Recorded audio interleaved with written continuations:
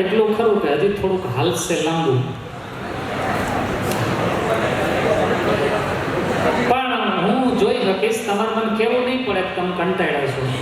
તમારી એક્ટિવિટી જોઈને ખબર પડી જાય કે મારે ક્યાં સુધી હલાવવું. ચાલો શરૂ કરીએ છીએ વાતને પાછી.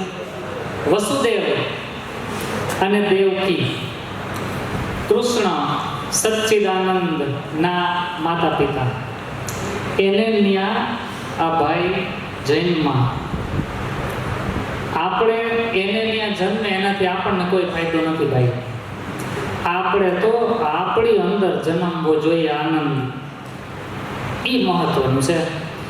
હા, તો આ બધા નામ છે ને એના અર્થ છે, એ બધા સિમ્બોલિક નામ છે. એકો એક વસુદેવ એટલે થાય વિશુદ્ધ મન. શરૂઆત જ કરી હતી ત્યાંથી કે ભાઈ મનને શુદ્ધ કરવું જરૂરી, અને શુદ્ધ કરવા માટે શાસ્ત્રો છે. શાસ્ત્રોનું લિસ્ટ તમારી સામે છે, એમાં કંઈ મૂંઝાવ તો સાધુ અવેલેબલ છે. તો હવે તમારું મન વિશુદ્ધ થવું એ કંઈ બહુ અઘરી બાબત નથી ભાઈ. આનો અર્થ એવો થયો કે વસુદેવ બનવા માટે તમે કેપેબલ છો ઓલરેડી. દેવકી, દેવમયી બુદ્ધિ, જેની બુદ્ધિ દેવમયી હોય. ભાઈ દેવનું કામ હું ઉભા રહ્યો, એક પ્રશ્નથી નહીં જવાબ મળે, બે પ્રશ્ન પૂછું. દેવનું કામ હું અને દાનવનું કામ હું. દેવનું કામ મદદ કરવાનું, દાનવનું કામ હેરાન કરવાનું. કોકને દુઃખ થાય અને અટ્ટહાસ્ય કરે, એ દેવ હોય કે એ દાનવ હોય? એ જો એ મોટા ભાગે એસે જ રાખતા હોય. સિરિયલોમાં એવું જોયું છે, કોકને તકલીફ પડે ને આદાત કાઢે, એ દાનવ. પણ બીજાની તકલીફોનું સમાધાન ગોતવા માટે સતત પોતાની બુદ્ધિ વાપરે, એ બધા દેવ. એ દેવમય બુદ્ધિ. તો તમે વસુદેવ બનવા માટે તો સક્ષમ છો જ. હવે આના ઉપર થોડુંક ધ્યાન દઈ દેવું. તમારી બુદ્ધિ કોકને મદદરૂપ થવા માટે વાપરવાનું શરૂ કરી દો, એટલે ભગવાનના મા બાપ માટેની ક્વોલિફિકેશન તમારામાં આવી ગઈ. તમારું મન વિશુદ્ધ, તમારી બુદ્ધિ બીજાને મદદરૂપ થવા માટે, તો તમે વસુદેવને દેવકી છો. તો હવે 100% તમે આનંદમાં રહેશો. આવું કંઈ ગોતવા નહીં જવું પડે ભાઈ. તમે ખાલી મનને શુદ્ધ કરી શક્યા અને તમે કોકનું સારું વિચારતા થયા ને, તમે દુઃખી નહીં થાવ. તમને અંદરથી આનંદ આવશે જ. બસ એ આનંદ, એ જ કૃષ્ણ, એ જ સચ્ચિદાનંદ, એ જ ભગવાન, એ જ બ્રહ્મ. પણ આપણી આજુબાજુ ભાઈ આવું હોય ને બધું. કંસ, આ બધું કોઈ માણસ નથી હોય, બધું આમાં જ છે, અંદર જ. આની અંદર જો પિંડે સો બ્રહ્માંડે. બ્રહ્માંડમાં જે છે ને બધું અહીં છે શરીરમાં, કારણ કે એનું જ બનેલું છે. તો કંસ પણ આપણા શરીરમાં જ હોય. કમ એટલે થાય સુખ, સ એટલે થાય કાપવા વાળો. જે સુખને કાપે એ કંસ. સુખને કાપે કોણ? સ્વાર્થ. તો કંસ એટલે સ્વાર્થ. તમે થોડુંક આમ તમારી મેળે વિચાર કરજો એટલે ખ્યાલ આવી જાય. તમે આનંદમાં જ હો, પણ જેવો સ્વાર્થ આવી ગયો, કોકના સુખને કાપવાનો વિચાર આવી ગયો કે યાર ઓલાને મારા કરતા એટલું બધું સારું કેમ, આ વિચાર આવ્યો ને એટલે તમારો આનંદ વયો ગયો, તમે દુઃખી થઈ ગયા. કોકનું સુખ કાપવાનો વિચાર કર્યો, આનંદ એ જ ક્ષણે વયો ગયો, તયન તયન. એ કંસ વૃત્તિ થઈ. અને જ્યાં કોકનું સુખ કાપવાનો, કોકની ઈર્ષા કરવાનો ભાવ મનમાં હોય, ત્યાં આનંદ સચ્ચિદાનંદ પરમાત્મા રહે નહીં. એ આનંદ તરત ત્યાંથી જતો રહે. હવે જાય ક્યાં એ જોઈએ. નેક્સ્ટ કરજો. હજી એક વખત સ્પેસ દબાવી દો ભાઈ.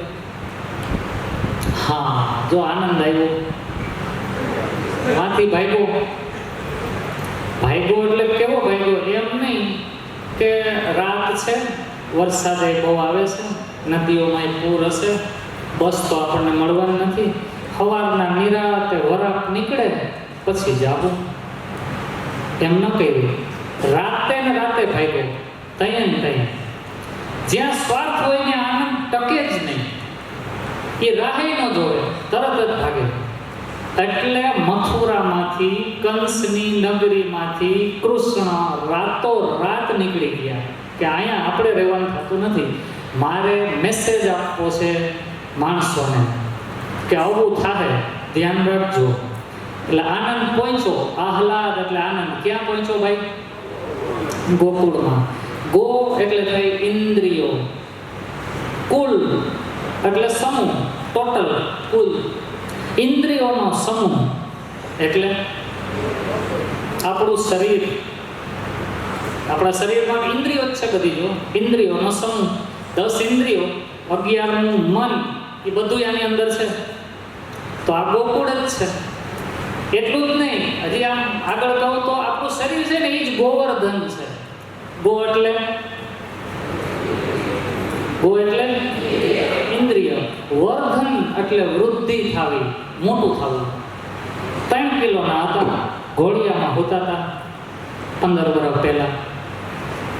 અત્યારે 50-60 કિલોના થઈ ગયા. ઇન્દ્રિયો વૈધી, વર્ધન થયું. તમે જ ગોવર્ધન છો, તમે જ વસુદેવ છો, તમે જ દેવકી છો, કંસે તમારામાં જ છે.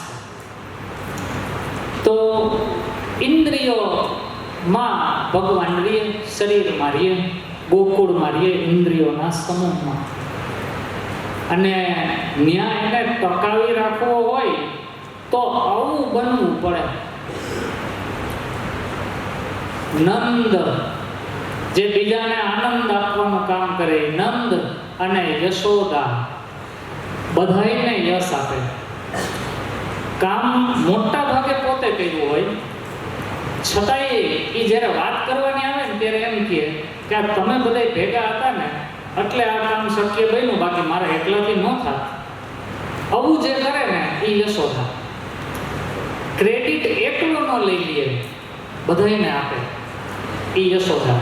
જે આવું કરે એને ત્યાં આનંદ ટકે. બીજાને આનંદિત તો જ કરી શકો જો તમારી પાસે આનંદનું પુષ્કળ જથ્થો હોય. તો નંદ એવા છે કે જે બધાને આનંદ આપે, અને યશોદા બીજાને યશ આપે. એને ત્યાં કૃષ્ણ રીએ, ટકે, રમે, અરે એનો માર પણ ખાય તોય જાય નહીં ત્યાંથી. સુખદેવજી કહે છે એસપી એટલે શું? શ્રીમદ ભાગવત મહાપુરાણ. હવે એમાં જો 3 આંકડા હશે દર વખતે. પહેલો આંકડો સ્કંદ છે, પોઈન્ટ પછીનો આંકડો અધ્યાય, અને એના પછી જે આંકડો હોય ને એ શ્લોક છે. અહીં તો પહેલો શ્લોક જ લખ્યો છે, 10મા સ્કંદના 5મા અધ્યાયનો પહેલો શ્લોક લખ્યો છે. નંદસ્તુ, હું સંધિ છોડીને બોલું છું. નંદસ્તુ આત્મજ ઉત્પન્ને. નંદના ઘરે આત્મજ એટલે દીકરો, ઉત્પન્ને એટલે ઉત્પન્ન થયો. નંદસ્તુ આત્મજ ઉત્પન્ને જાતઃ આહલાદો મહામના. આ બ્યુટી છે ભાઈ સંસ્કૃતની. પહેલો શબ્દ જે છે ને એના માટે છેલ્લો શબ્દ વાપરેલો છે. આ વિશેષણ છે. નંદ કેવા? તો કે નંદ મહામના છે, મોટા મનવાળા. ભાઈ મોટા મનવાળા હોય ને એકબીજાને આનંદ આપી શકે.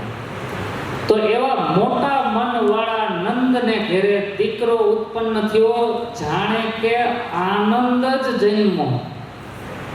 એટલે આપણે એવું બોલીએ છીએ, નંદ કે આનંદ ભયો, જય કનૈયા લાલ કી. કાલે જે કંઈ થવાનું હશે એમાં આ જે બોલાય છે ને એ ખરેખર અહીંથી લીધેલું હોય એવું લાગે છે. મેં પહેલાં કીધું હતું કે દુનિયામાં જે કંઈ છે એ બધું વ્યાસનું બોલેલું છે. વ્યાસોચ્છિષ્ટમ જગત સર્વમ, આ વ્યાસજીની રચના છે. નંદસ્તુ આત્મજ ઉત્પન્ને જાતઃ આહલાદો મહામના. પછી એમણે કહ્યું હું દીકરો તો જન્મો. આ પણ શીખવા જેવું ભાઈ. આહુય એટલે બોલાવ્યા, વિપ્રાણ એટલે બ્રાહ્મણોને, હું તો બ્રાહ્મણ શબ્દ બોલવાનું એટલે વિપ્ર જ બોલવું જોઈએ. વિપ્રોને બોલાવ્યા, જેનામાં વિવેકની પ્રધાનતા હોય એવા માણસોને બોલાવ્યા પોતાના ઘરે. શું કામે? તો કે ભાઈ અમારી ઘરે દીકરાનો જન્મ થયો છે, અમે ગામના મુખી છીએ, સૌથી સાવકાર છીએ, અમારે આ દીકરાના જન્મના આનંદનો ઉત્સવ ઉજવવો છે. તમે સલાહ આપો અમે કઈ રીતે આ ઉત્સવ ઉજવીએ. આ શીખવા જેવું છે આપણે ભાઈ. શાસ્ત્રો એટલા માટે મહારાજે વાંચવાનું કીધું છે કે આપણે કંઈક શીખીએ જીવન કેમ જીવવું.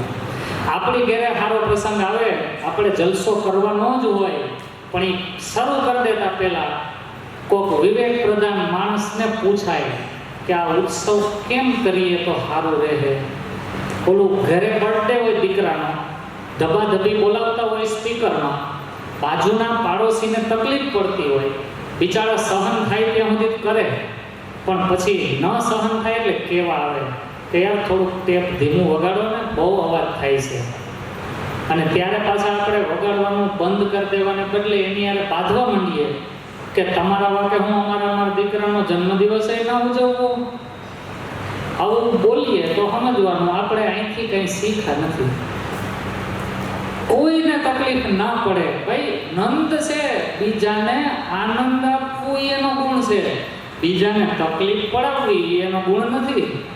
એટલે કોઈને તકલીફ ના પડે એમ જલસો કરવો છે, પણ તકલીફ કોઈ નથી પડવા દેવી. કેમ કરવું જોઈએ એ વિપ્રોને બોલાવીને પૂછ્યું.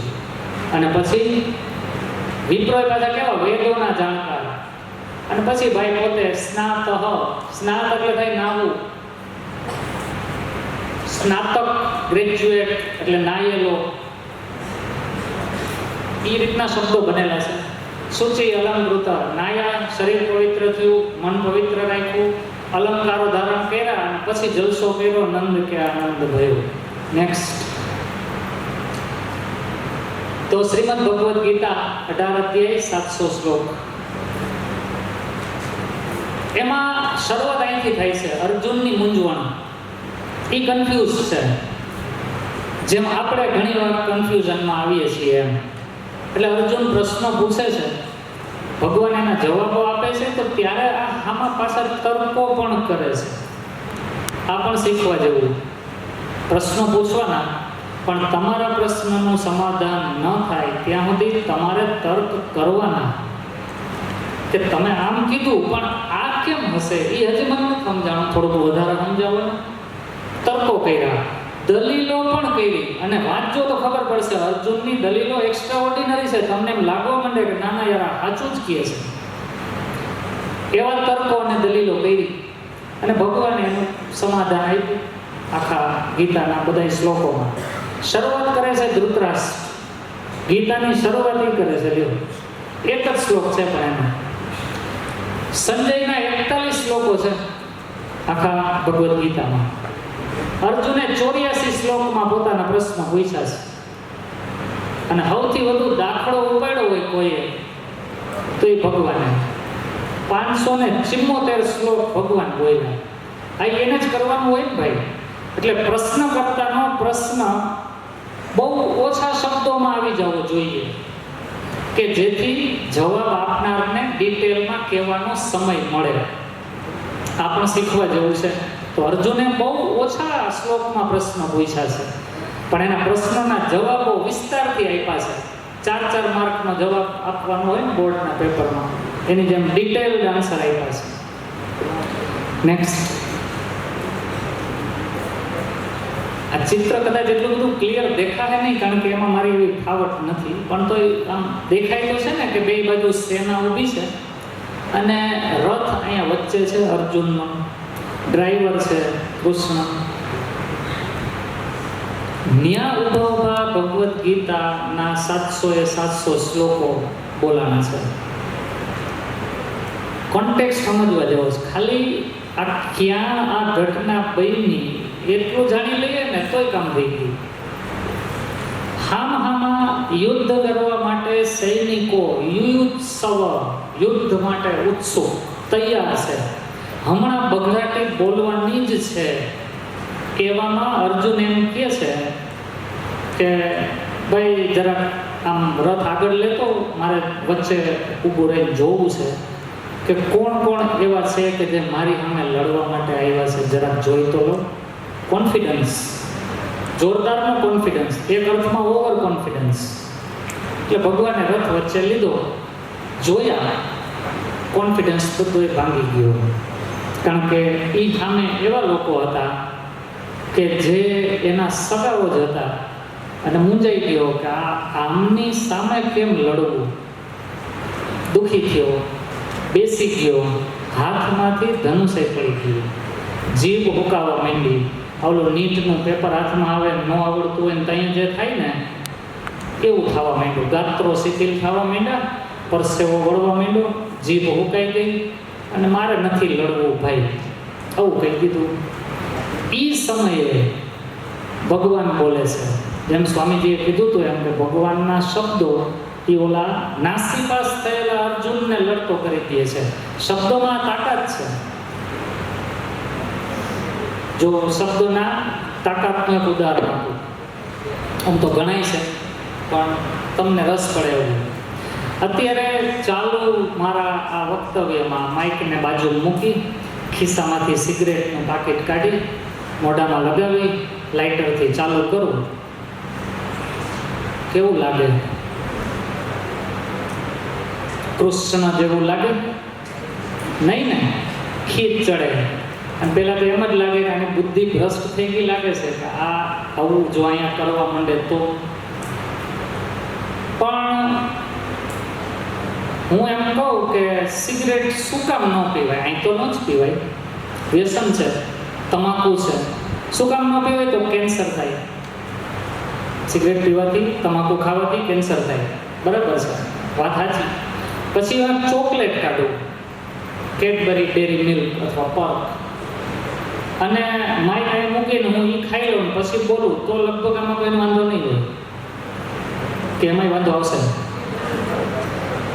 એટલો બધો તો નહીં જેટલો સિગરેટ હોય તો આવે. તો ચોકલેટ ખાવ એમાં વાંધો નથી. પણ હવે જોજો, હું એમ કહું કે એવું રિસર્ચ થયું છે કે જેટલા લોકો તમાકુના કેન્સરથી નથી મરતા ને એના કરતાં 3 ગણા લોકો સુગર વધુ લેવાથી, ડાયાબિટીસ અને ઓબેસિટીથી મરી જાય છે. આ શબ્દો જ છે હું જે બોલું છું એ. અને આવી વાતો હું મારા મિત્રો વચ્ચે કરું ને કે જે સિગરેટ પીતા ન હોય, પણ એને એમ કહું કે કેન્સર સિગરેટથી નથી થતું. કેન્સર માટે જનીનો જવાબદાર છે આપણા. જનીનોમાં કંઈ ખામી આવી જાય તો કેન્સર થાય. બાકી એવા કેટલાય લોકો છે કે જે આખી જિંદગી માવા, તમાકુ, બીડી, સિગરેટ પીવે છે, એને કેન્સર નથી થતું. આ વાત સાંભળીને એ 5-8 જણા સાંભળે ને, એ કોઈ ન પીતા હોય, કદાચ એમાંથી 2-3 પીવાનું શરૂ કરી દે, 100% થાય જ. આ શબ્દની તાકાત છે. શબ્દોને કઈ રીતે પસંદ કરીએ અને લોકોની સામે કઈ રીતે રજૂ કરીએ એ બહુ ધ્યાન રાખ્યા જેવું છે. કોઈ પણ માણસ શબ્દોને પોતાની રીતના તમારી સામે રજૂ કરી અને તમારા મગજમાં એ વાત ઘુસાડી દે, તમને કન્વિન્સ કરાવી શકે. તો તમારે પણ એવું કરવું જોઈએ કે તમારા શબ્દો એવા જ રાખવાના કે જેનાથી લોકોના મનમાં એને ફાયદો થાય એવી વાત જાય. શબ્દ બ્રહ્મ છે, બ્રહ્મ બહુ જ તાકાતવાળો હોય, એ ધારે એ કરી શકે. આ જે કંઈ હું બોલ્યો એ બધું ફેક છો, એવો કોઈ રિસર્ચ નથી. કેન્સર થાય જ સિગરેટ બીડી પીવે ને એને, એટલે એ ધંધો કર્યા જેવો છે જ નહીં. હા, ઓલું સાચું છે કે શુગર પણ એટલી જ ખરાબ છે, એટલે બને ત્યાં સુધી શુગર પણ ઓછી આવે એવું કરવું જોઈએ. તો યુદ્ધના મેદાનની વચ્ચે